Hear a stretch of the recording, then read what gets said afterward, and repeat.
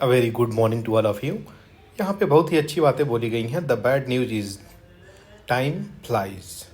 बुरी खबर ये है कि समय जो है बहुत तीव्र गति से उड़ता रहता है, और ये गुड न्यूज़ है कि आप उस समय जो इतना तीव्र गति से चल रहा है उसके आप ही पायलट हैं, उसको आप ही सहेज सकते हैं, उसको सही एक डायरेक्शन आप ही दे सकते हैं। तो आप ही एक ऐसे व्यक्ति हैं जो अपने खुद के जीवन के पायलट हैं, और आप ही इसको जिधर चाहें उस डायरेक्शन में इसको ले जा सकते हैं, उस डायरेक्शन में अपने आप को रख सकते हैं। तो जो भी चीज़ आपको करनी है आप उससे प्राप्त कर सकते हैं, और आप अपनी लगन और मेहनत से इसको ले सकते हैं। तो ये बड़ी अच्छी बातें बोली गई हैं माइकल अल्त्शुलर के द्वारा। और देखते हैं जो क्वेश्चंस आज का नया यूपीएससी का प्रीवियस ईयर पीवाईक्यू आता है वो क्या है। तो ये रिसेंटली क्वेश्चंस है जो recently which of the following currencies has been proposed to be added to the basket of IMF SDR special drawing rights होता है ये। तो IMF के द्वारा कौन से करेंसीज को यहाँ पे प्रपोज किया गया, ध्यान रहे ये प्रपोज किया गया है। 2016 का क्वेश्चन है, ये पुराना क्वेश्चन है। तो पहले ऑप्शन में है रूबल, दूसरे ऑप्शन में है रांड, तीसरे ऑप्शन में है इंडियन रुपी, और चौथे ऑप्शन में है रेनमिंबी। तो ये अगर आपको पता हो किस किस देश की ये करेंसी है वो भी लिखिएगा कमेंट सेक्शंस में, और इसका कौन सा राइट आंसर है ये भी लिखिएगा कमेंट सेक्शंस में। नेक्स्ट क्वेश्चंस दो जो दिया हूँ यहाँ पे आपको देख सकते हैं। Regarding the taxation of Krishna Dev the ruler of Vijayanagar consider the following statement. तो पहला स्टेटमेंट कहता है the tax rate on land was fixed depending on the quality of land. तो क्वालिटी ऑफ लैंड के आधार पे टैक्स रेट निर्धारित था। दूसरा जो स्टेटमेंट कहता है private honours of workshops paid and industries tax. तो यह एक इंडस्ट्री टैक्स पे करते थे प्राइवेट ऑनर जो भी वहाँ पे काम करते थे। और इसमें से कौन सी आंसर करेक्ट है। तो पहला ऑप्शन है ओनली 1, दूसरा ऑप्शन है ओनली 2, तीसरा ऑप्शन है बोथ 1 and 2, और चौथा ऑप्शन है नीदर 1 नीदर 2। तो कौन सा ऑप्शन करेक्ट है इसको आप कमेंट सेक्शंस में ज़रूर लिखें। कुछ नेशनल पार्क जो मैं देता हूँ प्रतिदिन एक स्टेट का, ताकि जो सारे स्टेट के नेशनल पार्क हैं एटलीस्ट उसके नाम से तो आप अवगत हो ही जाएं, जानकारी आपको रहे, जिससे आपको एक आइडिया आ जाए। जो भी क्वेश्चन लोकेशंस के क्वेश्चंस पढ़ पूछे जाते हैं यूपीएससी में तो ये आपके कवर हो जाए। तो मुरलेन नेशनल पार्क कहाँ पे स्थित है और फांगफुई नेशनल पार्क कहाँ पे स्थित है, ये दोनों इम्पोर्टेंट नेशनल पार्क हैं। इस नेशनल पार्क से तो कई बार क्वेश्चंस भी बनाए हैं यूपीएससी ने, इसलिए इसको आप जाके ज़रूर पढ़ें और इसके बारे में देखें कि ये कहाँ पे लोकेशन है, और ये आपको अत्यंत ही लाभ पहुंचाएगा। आप जब एग्जामिनेशन हॉल में बैठेंगे तो आपको क्वेश्चंस यहाँ से मिलेंगे तो वो छूटेंगे नहीं। पुराने जो क्वेश्चंस हैं मैंने दिए थे वो देख लेते हैं। क्लाउडेड लेपर्ड नेशनल पार्क और राजबारी नेशनल पार्क ये दोनों कहाँ पे हैं, त्रिपुरा। त्रिपुरा कहाँ है आपकी, तो त्रिपुरा की लोकेशन ये है।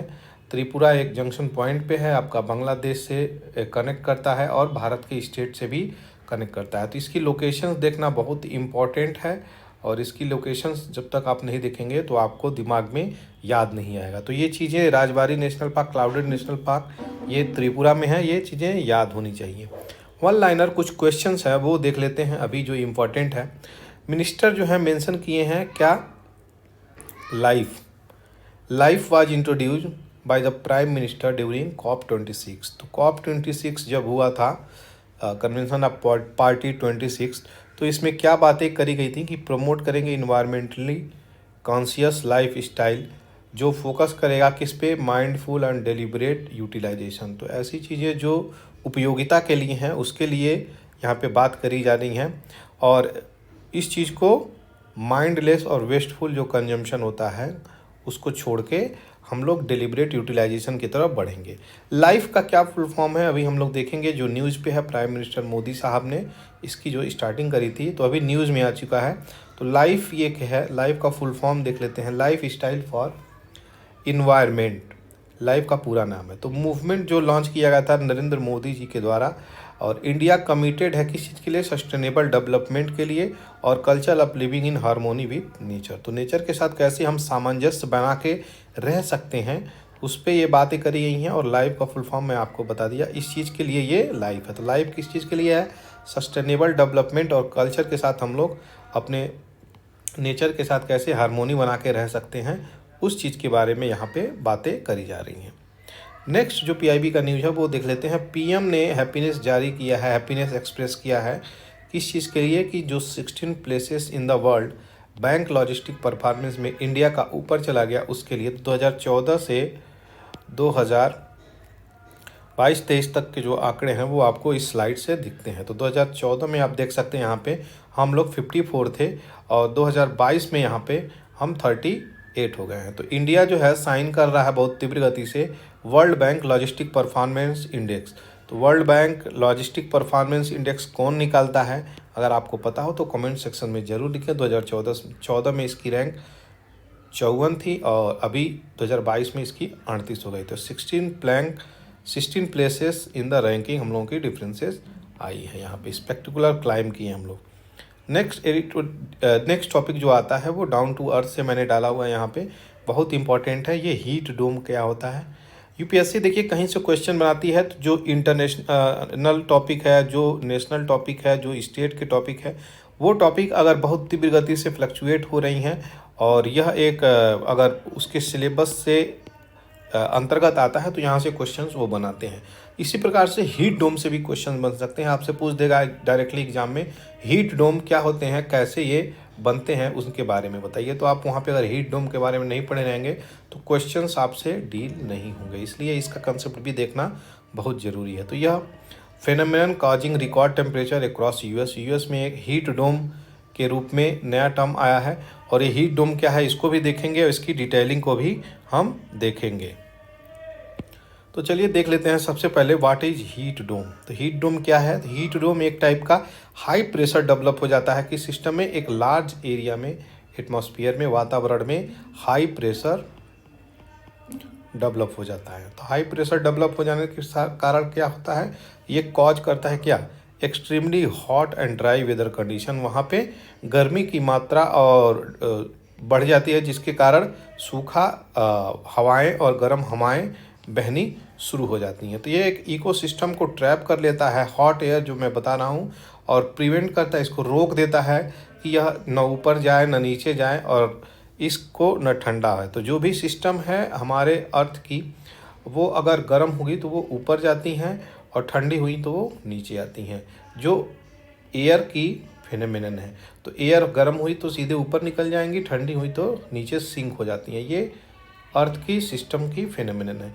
तो इस हिसाब से इसको ट्रैप कर लेती हैं, जिसके कारण ये न ऊपर उठती है न कूल होती है और नीचे की नीचे बनी हुई रह जाती है। तो ये कंप्रेस्ड हीटअप हो जाती है जो सिस्टम, जो एटमॉस्फेयर अगर ये है एक रीजन का, तो वो एक डोम के रूप में कैप्चर होके रह जाती हैं, और हॉट एयर जो बनी रहती हैं वो लगातार वहीं उसी रीजन में कई हफ्तों तक रुकी रह जाती हैं, जिसके कारण इसको हीट डोम बोला गया है। तो हीट डोम क्या है, एक हाई प्रेशर डेवलप हो जाता है एक एरिया में। फिर से देख लेते हैं, एक एरिया में अगर हाई प्रेशर डेवलप हुआ जिसके कारण वहाँ के उस रीजन में जो भी एयर ट्रांसपोर्टेशन होती है वो गर्म होकर ऊपर जाती है, नीचे होकर ठंडा होकर नीचे आती है, ऐसा कोई भी सिस्टम देखने को नहीं मिलता। एक डोम माना जाता है एक रीजन में, एक क्षेत्र में, एक पर्टिकुलर विशेष रीजन में, वहाँ पे ट्रैप हो जाती हैं, जिसके कारण हीटअप बढ़ जाता है, और वहाँ पे हीटअप बढ़ जाता है तो गर्म हवाएं चलने लगती हैं, जिसको हीट डोम बोली जाती है। यहाँ पे बात करी जा रही है, यह अभी जो न्यूज़ में है वो साउथ वेस्ट और eastern part of United state इसको रिकॉर्ड करा गया है, और टेम्परेचर जो है बहुत गर्म यहाँ पे देखी गई है। जो जून में और अर्ली जुलाई में यहाँ पे चीज़ें महसूस करी जाती थी, वो अभी इसी फिनोमेनन को हीट डोम बोला गया है। ये वाशिंगटन डीसी के रिपोर्ट के अनुसार ये चीज़ें निकली हैं। हीट डोम जो है एक नेचुरल फेनोमेनन है, याद रखिए, नेचुरल फेनोमेनन है that also has been associated with the unusually warm period in India, Bangladesh, China और एशियन कंट्रीज़ में भी ये चीज़ें होती हैं। 3 कंट्रीज़ में भी हीट डोम होती हैं, ऐसा नहीं है कि केवल यूएस में होती हैं। अगर स्टेटमेंट ऐसा बनाता है तो ये गलत होगा। तो ये season first heat dome set off heat वोम as many 48 state in the US. तो यूएस के राज्यों में यहाँ पे पहले देखा गया है और यह एक बहुत डरावनी वाइल्ड फायर्स को भी क्रिएट करती हैं। अब नेक्स्ट जो न्यूज़ है वो हम देखेंगे। पीएम जो है बिहार पोर्शन की जो बरौनी गुवाहाटी पाइपलाइन है नेशनल गैस ग्रिड के अंतर्गत उसको कनेक्ट करी है। तो प्रधानमंत्री ऊर्जा गंगा प्रोजेक्ट के तहत ये चीज़ें हैं और ये भारत की तरक्की के लिए, बिहार की तरक्की के लिए स्पेशली बातें करी गई हैं कि कहीं ना कहीं अगर राज्य भी तरक्की करेगा तो कंट्री भी तरक्की करेगा। तो इसलिए स्टेट की प्रोग्रेस के लिए यहाँ पे बातें बोली गई हैं। बिहार एक प्रोग्रेस की तरफ बढ़ता हुआ दिखेगा अगर ये चीज़ें लागू हो रही हैं तो बरौनी गुवाहाटी पाइपलाइन, गुवाहाटी कहाँ है? आसाम में है और बरौनी कहाँ है? आपके बिहार में है। तो यहाँ से एक पाइपलाइन चली है और ये पाइपलाइन कनेक्ट करेगी किसको? गुवाहाटी को, जिसके कारण वहाँ का लाइफ स्टाइल सुगम होगा, वहाँ पे इकॉनमी दुरुस्त होगी। अब नेक्स्ट देख लेते हैं। हक्की पिक्की एक ट्राइबल है जो सूडान के वार में फंस गई है। हक्की पिक्की कहाँ की ट्राइबल है? तो याद रखिए आपको, यह एक कर्नाटका की ट्राइबल है, थोड़ा बहुत केरला में भी पाई जाती है। तो ये चीज़ें आपको ध्यान में रखना है। और ट्राइब से भी क्वेश्चंस यूपीएससी में पूछे जाते हैं, इम्पॉर्टेंट है। हक्की पिक्की ट्राइबल क्या करती है? तो हक्की पिक्की जो ट्राइबल है वो बर्ड कैचर का काम करती है कर्नाटका में। लेकिन रिसेंटली अभी ये अपने ट्राइबल वाले ऑक्यूपेशन से शिफ्ट होके कुछ और ऑक्यूपेशन करने लगे। क्यों? क्योंकि जो अपनी ट्रेडिशनल ऑक्यूपेशन थी इनकी, उससे ज़्यादा अर्निंग हो नहीं पा रही थी, इसलिए ये शिफ्ट हो गए दूसरे चीज़ों पे। तभी ये ट्राइब जो है कहाँ पे फंसी हुई है, क्यों न्यूज़ में आई है ये ट्राइब, यह एक इम्पॉर्टेंट है। तो यहाँ से क्वेश्चंस यूपीएससी अगर बनाता है तो आपको बहुत ही ध्यान देने वाली बातें हैं। हक्की पिक्की ट्राइबल के बारे में बात करी जाए तो ये बर्ड कैचर के लिए जाने जाते हैं। और ये किस रीजन में अभी फंसे हैं? तो कंट्री सूडान है, और सूडान के किस रीजन में? खार्तूम रीजन में और डारफूर वेस्ट सूडान के रीजन में। तो 250 के आसपास खार्तूम में फंसे हैं, 33 के आसपास दारफूर में, और जो अल फसीर है वहाँ पे भी 33 के आसपास फंसे हैं, जो कि नॉर्थ दारफूर रीजन में पड़ता है। तो अब देखते हैं हक्की पिक्की का जो ट्राइब है, हक्की पिक्की ट्राइब इंडिया के, यहाँ के लोग कितने लोग वापस आते हैं, क्योंकि वहाँ पे फायरिंग हो रही है और दोनों तरफ सिविल वार चली हुई है। और देखते हैं आगे क्या आता है, उस न्यूज़ को देखेंगे। बड़ी अच्छी बातें हैं। डिफरेंट रिलीजन के लोग इंडिया में डिफरेंट चीज़ सेलिब्रेट करते हैं। ये हमारी देश की एक हेरिटेज है बोला जा सकता है, क्योंकि यहाँ पे डाइवर्स कल्चर और ट्रेडिशंस के लोग यहाँ पे रहते हैं। तो इंडिया की जो डाइवर्सिटी है वो वर्ल्ड में बहुत पॉपुलर है और इंडिया को इतना डाइवर्स देख के हम लोग अपने आप को प्राइड फील करते हैं। तो यहाँ पे सेलिब्रेट किया जा रहा है मुस्लिमों के द्वारा ईद उल फितर और इंड ऑफ रमज़ान के समय में ईद उल फितर सेलिब्रेट किया जा रहा है। कहाँ पे? जामा मस्जिद। जामा मस्जिद कहाँ पे है? आप कमेंट सेक्शंस में ज़रूर बताएं। तो बहुत बहुत मुबारक, जो भी मुस्लिम भाई लोग हैं उन लोगों को बहुत बहुत मुबारक। यहाँ पे इसरो ने लॉन्च किया है, जो कि मैं इस न्यूज़ को बहुत पहले ही कवर कर दिया हूँ। और 2 सैटेलाइट सिंगापुर का भी लॉन्च किया है। कौन से व्हीकल से? तो polar satellite launch vehicle C55।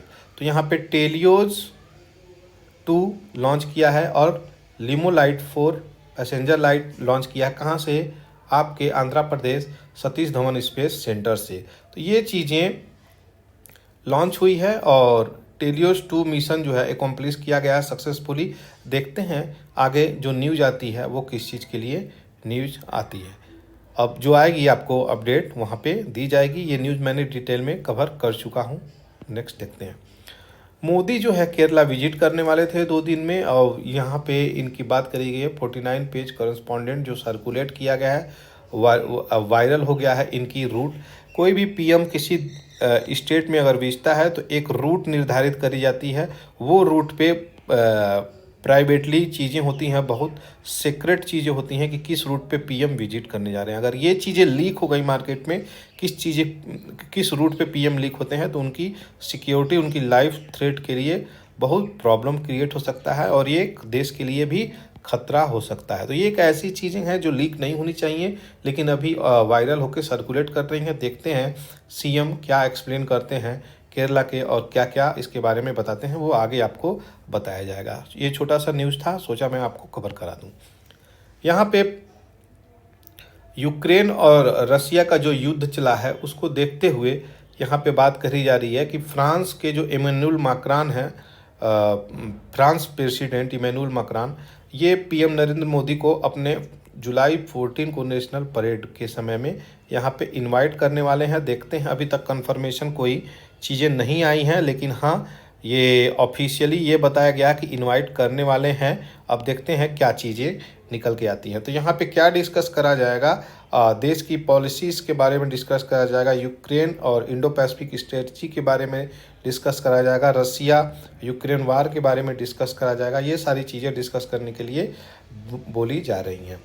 France also wants India to talk to the Moscow and keep engagement as the Europe seeks solution to Ukraine conflict. तो यूरोप जो है यूक्रेन कॉन्फ्लिक्ट को लेके बहुत सचेत है और चाहता है कि पीस बनी रहे, और पीस बनी रहे तो जिसके कारण सारे वर्ल्ड में पीस बनी रहेगी। कोई भी देश की कंट्री अगर वार करती है तो कहीं ना कहीं नेबर कंट्री और नेबर कंट्री से जुड़े लोग भी प्रभावित होना शुरू कर देते हैं। क्यों? क्योंकि हम लोग एक अर्थ एक सिस्टम से जुड़े हुए हैं। तो ऐसी चीज़ें निकल के आती हैं, देखते हैं क्या क्या चीज़ें होती हैं। फ्रांस से अगर बात करी जाए तो हम लोग डसल्ट एविएशन से राफेल की डीलिंग करी गई थी, और अभी जो बहुत पावरफुल ये फाइटर जेट है उसकी हम लोग डील किए हुए हैं, और 26 jets to operate of its aircraft carrier and both Boeing FA-8E और F super 8 hornet. Dassault aviation एक बहुत बड़ी कंपनी है वहाँ की,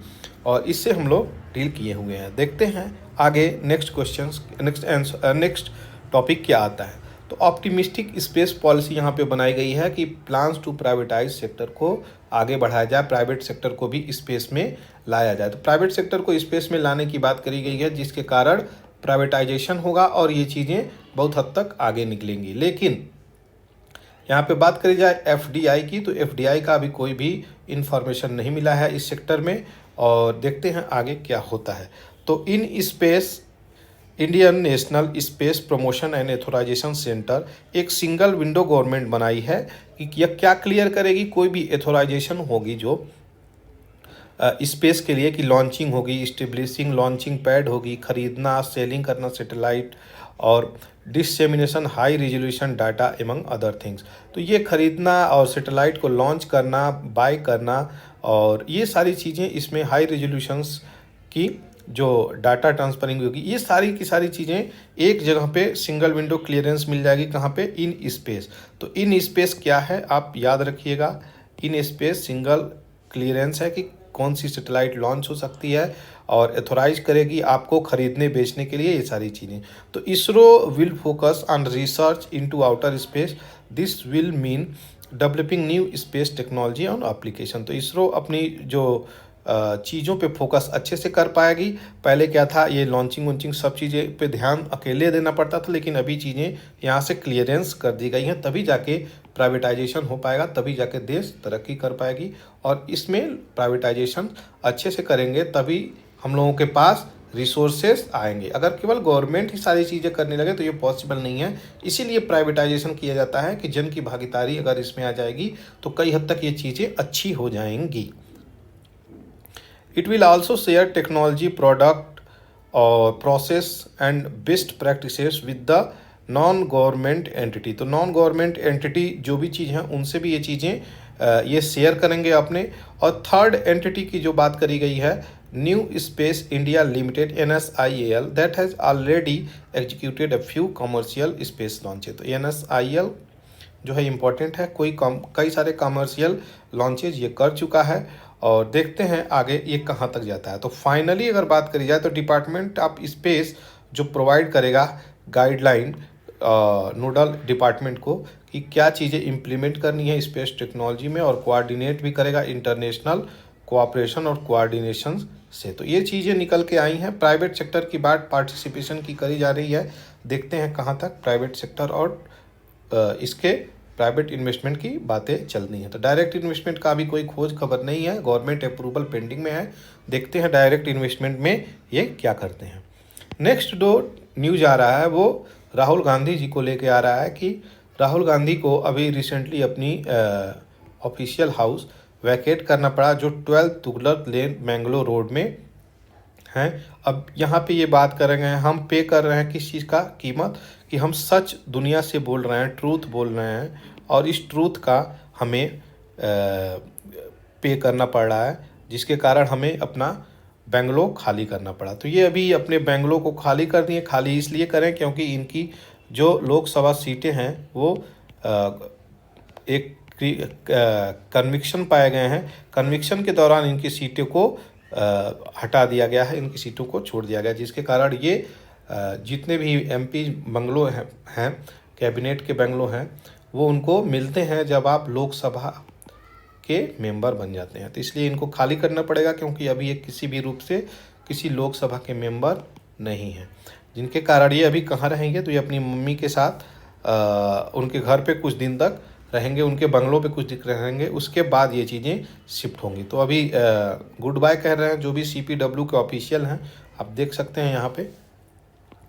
नेक्स्ट देखते हैं, रिवाइविंग की बात करी गई है। डेड रिवर जो कि कल्चरल इवेंट सेलिब्रेट करता है किसमें, यमुना में। यमुना नदी बहुत रिलीजियस रिवर है हमारे देश में, और लेकिन यहाँ पे जो डंपिंग होती है, जो कूड़े करकट होते हैं, यहाँ से बहुत प्रॉब्लम निकल के आती है।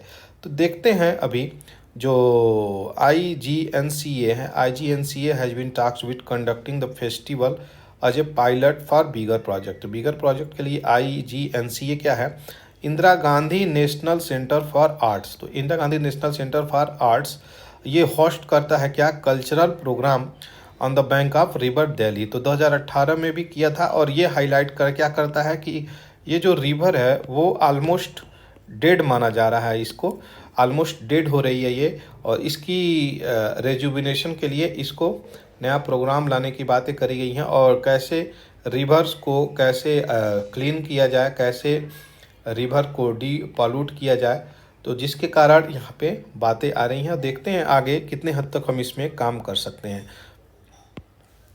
यहाँ पे पोर्तुगल विजिट किए हैं कौन, लूला डी सिल्वा जी ने। लूला डी सिल्वा ब्राज़ीलियन प्रेसिडेंट हैं, और ये अभी पोर्तुगल विजिट किए हैं। तो पोर्तुगल में विजिट किए हैं, वहाँ पे भी इन्होंने यही एक बात कही कि यूक्रेन को लड़ाई छोड़ देना चाहिए, यूक्रेन रशिया की लड़ाई को एंड करना चाहिए, जो कि एक अच्छी बात है। लेकिन यहाँ पे पोर्तुगल के उनके काउंटर पार्ट ने क्या बोला है कि ब्राज़ील डज नॉट वांट, यहाँ पे बोले हैं कि possibly Ukraine must first have the right to respond to the invasion. तो इन्वेजन अगर हो रहा है तो यूक्रेन को जवाब देना चाहिए, ऐसा पोर्तुगल के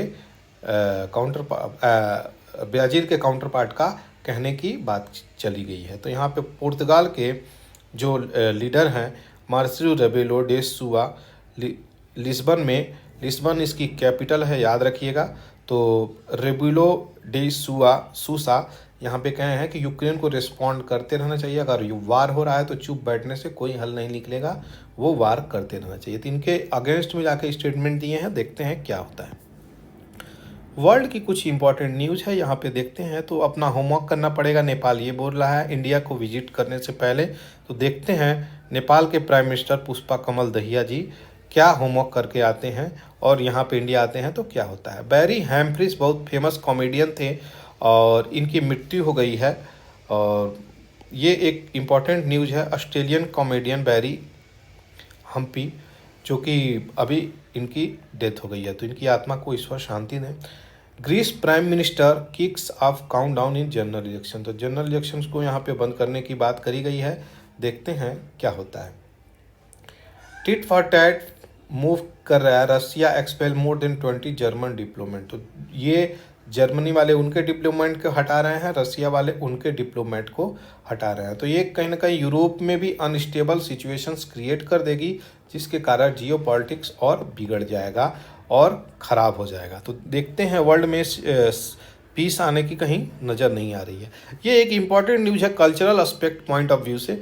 तो भूत कोला जो है एक नाइट में परफॉर्मिंग एक्ट है। और भूत कोला ये बहुत एंशियंट आर्ट फॉर्म माना गया है भूत कोला।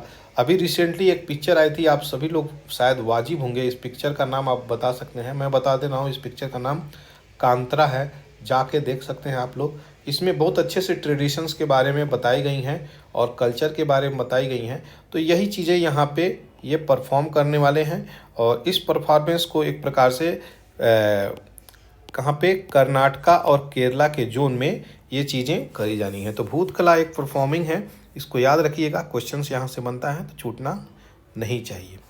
ये पुराना क्वेश्चंस 2016 का जो मैं आपको दिया था कल, उसको आज मैं यहाँ पे देखूंगा। तो क्या स्टेटमेंट है, विच of the following books ancient India has the love story, कौन सी बुक में लव स्टोरी मेंशन है son of founder of Shunga dynasty. तो ये है मालविकाग्नि मित्र में, मालविकाग्नि मित्र में एक प्रेम प्रसंग के बारे में जिक्र है। एक तरफ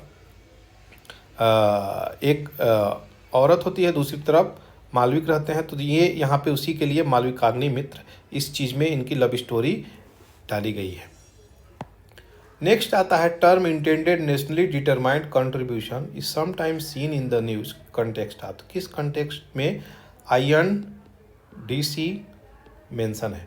तो INDC जो मेंशन है वो किस कंटेक्स्ट में है, तो pledge made for the European country to rehabilitate refugee from the war affected Middle East. तो मिडिल ईस्ट से वार अफेक्टेड का कोई लेना देना ही नहीं है।